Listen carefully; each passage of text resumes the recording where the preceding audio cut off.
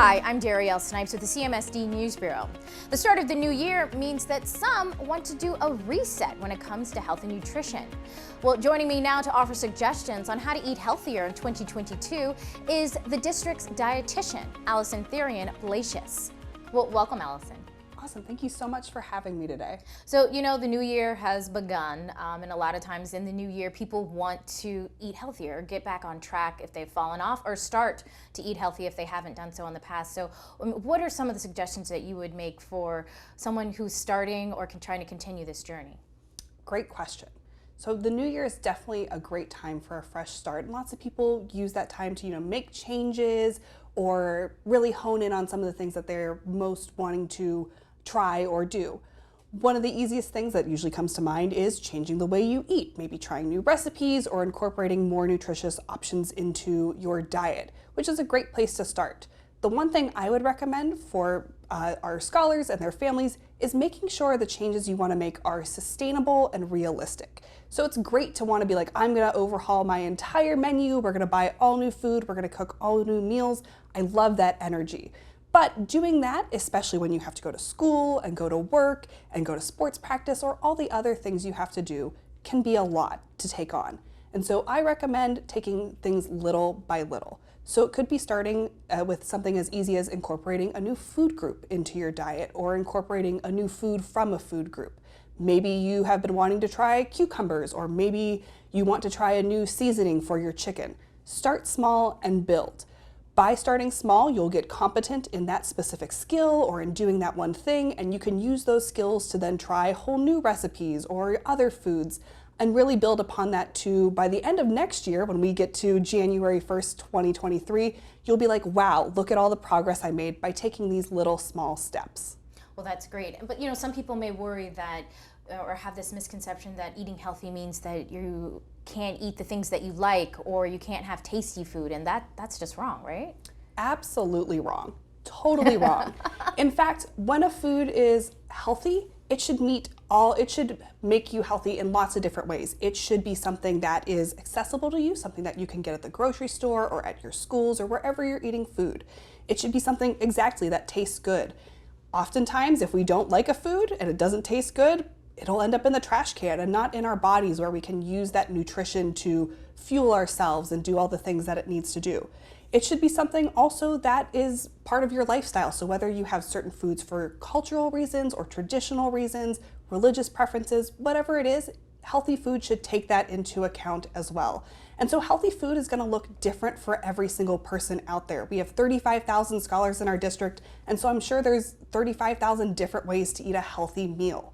At school, you can get a variety of these different healthy foods. So if this is something that our scholars are interested in, we offer things like fresh fruits and vegetables every day. We have lots of different protein options, whether you're a meat eater or somebody who's not eating meat. We have whole grains at all of our meals and low-fat dairy as well. So there are plenty of options so that our scholars, whether they're at school or at home, can make healthy choices based on specifically what is healthy for them. Mm-hmm. We know our scholars, a lot of them like sweets. I like sweets. You can still have the things that you like, but just in moderation, would you say? Absolutely. Again, absolutely. Darrielle, you know this. You could be a dietitian too. Yes. Again, when we talk about things that are good for our bodies, there's a wide definition of what is good or what is healthy for you. Sweets offer our bodies things. They are going to give us energy. They're also maybe good for your health or your mood. I know sometimes, when I eat a sweet, it's to celebrate something, and it helps bring me with people I love and community, and that's good for my health too, especially my mental health. So there's positives in eating all kinds of different foods. It's just how you think about it. Again, we don't want to just eat all of one type of food, whether that is birthday cake or whether that is mini carrots. We want the variety of food in our diet, and we want to take a little bit from here, a little bit from there, and have all different types of foods, sweets and treats included. Well, great. And you mentioned it just a while ago, but the CMSD School Nutrition Department is working very hard to make sure that our scholars have healthy meals with their breakfasts and their lunches. And you work very hard to make sure that they have input on these meals. Can you just talk about the taste testing that you and your fellow colleagues go through to allow students to taste the food that they may be eating shortly if they like it? Yeah. So at CMSD, one of our core values is student and family choice. We want all of our scholars and their families to play an active role in shaping their education and their school environment, and that extends to the cafeterias too. So with that, whenever we add new items to the menus, we always ask our students first before putting it on the menu, and we go out and we do taste tests. We will usually go to about 4 different schools, some schools on the east side, some schools on the west side. We'll go to our elementary schools and our high schools and bring in the item. We'll cook it for them fresh that day, chop it up. We'll bring our executive chef in to make it for them, so it's truly the item at its very best. And we will ask our scholars, hey, is this something you want to see on your menus? Is this something you want to eat regularly? And every scholar that day, whether they get school lunch, whether they bring lunch from home, has the opportunity to try that item and get their feedback. So we do that for every single item we bring onto the menu. We also do surveys with our high school students. So we go to about 25% of our high schools each year and we ask them, do you like what we're serving for breakfast? Do you like what we're serving for lunch? What new items would you want? And then we take that information and that helps inform what ultimately ends up on a taste test. So we don't just pull these ideas out of thin air. We go to our students first and say, okay, if we were gonna add something, what do you like to eat? What do you wanna see? How could we make it better? We also do this when we're testing new recipes. One of the things we heard from our students was they wanted more fresh options and things that they would see maybe in restaurants or like at Dunkin' Donuts or Starbucks. And so one of the things we've been doing this year is taste testing smoothies.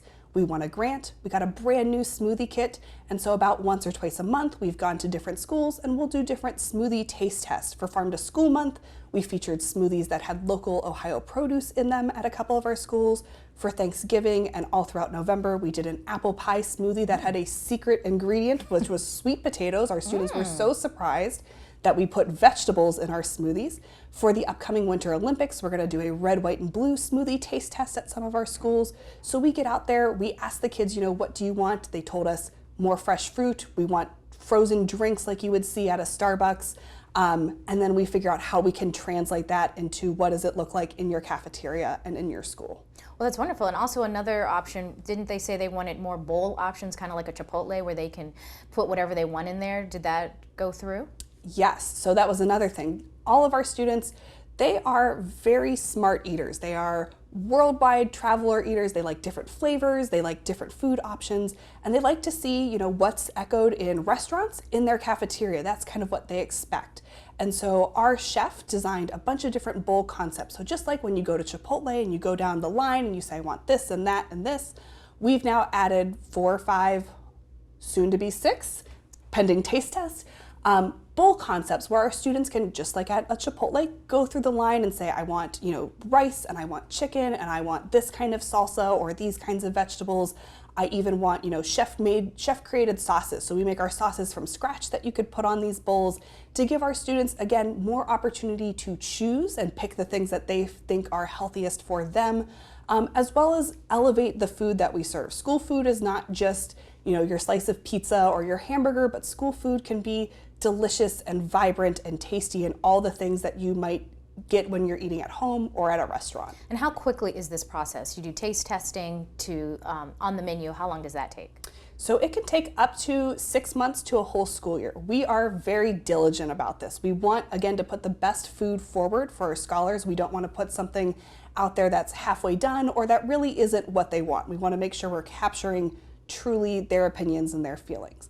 And so once we get feedback on an item, maybe we want to add an item to the menu, our team in the school nutrition staff has to go out and find that product. So for example, hot chicken was something that our students were really excited about.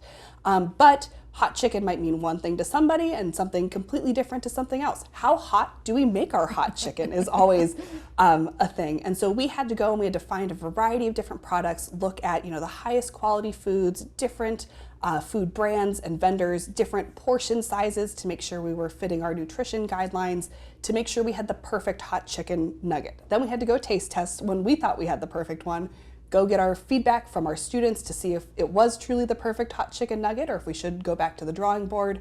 And then from there, we still have to go through training our staff how to make these hot chicken nuggets. We have to go through the process of buying the hot chicken nuggets. And when you're buying hot chicken for 35,000 students, you're gonna get a heck of a lot of hot chicken. So finding somebody that can get us that quantity of an item takes a little while.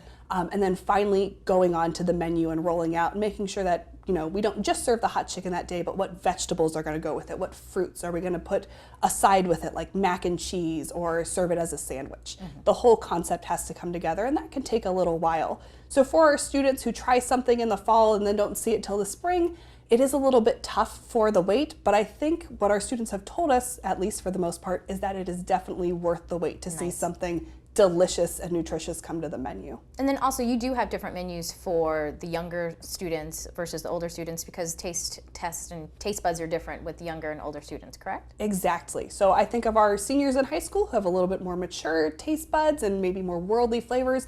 And then I think of our little pre-K kids who might be a little bit more on the selective side with their eating. Everybody likes different things, and while we do offer different options on our menu each day, so in addition to the main line, there's always going to be some cold meals for our younger students, things like peanut butter and jelly, or a moo meal that features milk proteins. At our high schools, we have salads and the grill line. Our goal is to kind of tailor those menus both to taste preferences, but also nutritional needs. We know that, again, a senior in high school is not going to need the same amount of food or the same amount of nutrition that a preschooler might need. And so we want to make sure we're serving the correct portions as well as the right tastes and flavors for each group of students. And so you brought some examples of what the healthy snacks or the healthy fruits and vegetables that a student may have, the options they may have. So can you just walk me through what a student might have in the cafeteria? Yes, so we do every day both fruits and vegetables. Every school, no matter what, if you're K-8 or high school, we know that fruits and vegetables are extremely important, and there's also a huge variety of them. So we want to make sure everybody's getting exposed and gets to taste and try lots of different ones. At all of our schools, we do lots of cooked vegetables. So I've got one of our vegetable mixes that has some zucchini, some cauliflower, some carrots. We like the vegetable mixes because we know that not everybody is going to like the same items, but you might be able to eat the carrots out of this, or you might go for the carrots and the cauliflower. And even though, it's okay if you don't want to eat all your vegetables, we get it. Everybody's got their own taste, but ideally there's something for everybody in here. We also do fresh vegetables at all of our schools. So usually fresh vegetables will be on the menu 2 to 3 days a week. Peppers, grape tomatoes, broccoli, carrots, all different kinds of things to meet our students' taste preferences. In addition, we've got fruit.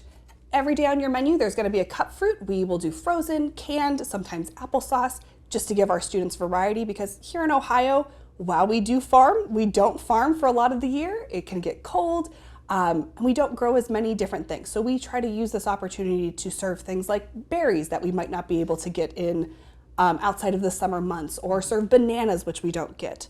And we also serve our fresh apples. So these are actually local apples. These were grown in Ritterman, Ohio, which is about 40 miles away from here. So we try to source as much of our produce as we can from local sources, not only because it has benefits for our students and their health, but also it benefits our local community and making sure that we're getting great food at a great price from great people that we live with. Perfect. So what suggestions would you give parents who might have picky eaters at home and they're trying to incorporate more fruits and vegetables in their diet, but maybe they want to kind of hide it in there so that the child doesn't know that they're eating fruits and vegetables, but they're still getting the nutrition that they need? Picky eating is tough. I will say for most kids, the good news about picky eating is it's often a phase. This is something that most kids will grow out of. But patience is key. It can be frustrating. It can be tough if you're a parent. There are a couple things that you can do. I will say it is, again, a long process. When a kid is selective about a food, it can take up to 20 or 30 times of seeing that food and not even eating that food, but just seeing, touching, tasting, and being engaged with that food item. So there are definitely some things you can do. One, breathe. It will take time, and that's okay. Not every kid will like every food, and that's also okay. Know that if you are a parent and you are serving your kid a variety of options, they're probably getting the nutrition that they need. And you can talk with their doctor or healthcare professional if you are worried about that, and they might be able to help with more medical management of that. 2, I would recommend modeling for your child the behaviors you want them to see. Just like with everything else we do, whether it's having good manners or brushing our teeth, we want to show our kids, this is how it's done. And so as a parent, if you are somebody who doesn't eat certain vegetables or says things about fruits or vegetables or foods like, or Your kids are very smart. Our scholars are extremely bright, and so they will pick up on these things. And so if you are, whether you're eating as a family together or it's something maybe you are eating at a later time, they will notice if you're eating your vegetables or if you don't take any. They'll notice if you're eating your fruits. Another thing you could think about is presenting the food in different ways. So we have apples and we have applesauce. Nutritionally, these are pretty similar. They have the same vitamins, they have the same minerals, they've got a lot of the same stuff in them. But a kid might not like crunchy food. A kid might want something that is softer. And so thinking about how can I present a food with similar nutrition, but maybe in a way that my kid will accept. That could be another option. Well, that sounds great. I mean, do you have any other? I was gonna say, and lastly, like, no pressure. Kids, again, are smart, and if you tell them to eat their vegetables or you tell them to do something, they will be like, I am not gonna do that. I'm gonna do the opposite of that. And so if you put some pressure on your kid and say, you have to eat these vegetables or you have to do this, that can be pretty stressful for them. Make it low key. If they eat their vegetables, great. Keep putting some on their plate, maybe 1 carrot stick or 2 carrot sticks. You don't have to put a whole serving, that's okay. But over time, as they see it, as they recognize it, it gets easier for them, and because you haven't been putting pressure on them, they can slowly do things at their own pace. I think about trying a new food like making a friend. You're not gonna be best friends with somebody the very first time you meet them. It takes a while to build that relationship. And the best friendships are often built kind of under like more relaxed settings where you're getting to know somebody over time. So don't feel like you need to pressure your kid to eat all the carrots on the very first day, but let them build that relationship, whether it's through taste testing, whether it's through helping you at the grocery store pick out foods, whether it's helping you in the kitchen prepare them or letting them put them on their plate. All of those are ways that you can help build that relationship in a low pressure situation for your kid. Definitely, great tips, definitely, especially I've been there, it's a challenge. So before we go, I know that the school nutrition department, you always make eating and nutrition so much fun, and you always have some fun programs. So coming up in the second semester, what are some of the things that students can look forward to during breakfast and lunch when it comes to school nutrition? Yes, we are so excited. We have something going on basically every month this spring. We like to make our cafeterias just as fun and exciting as our classrooms and a place to learn and try things and also to build community. So in February, we have the Winter Olympics starting in a few weeks, and so we'll be taste testing smoothies at 4 different schools that are red, white, and blue Team USA smoothies to support our athletes and talking about how to fuel our bodies just like our American athletes do. In March, we have National School Breakfast Week, and so we will be celebrating School Breakfast Week. We'll have some special guests at breakfast. If anybody has ever met Chomps before, our wonderful mascot at the Cleveland Browns, he'll be helping us celebrate that week. Nice. And we also have National Nutrition Month, so we'll have lots of things going on. April, we have Earth Month, and so we'll be focusing on bringing our students some plant-based options as well as some green smoothies and different ways that they can be both sustainable and enjoy the food that they eat, because we know food waste can be a big issue.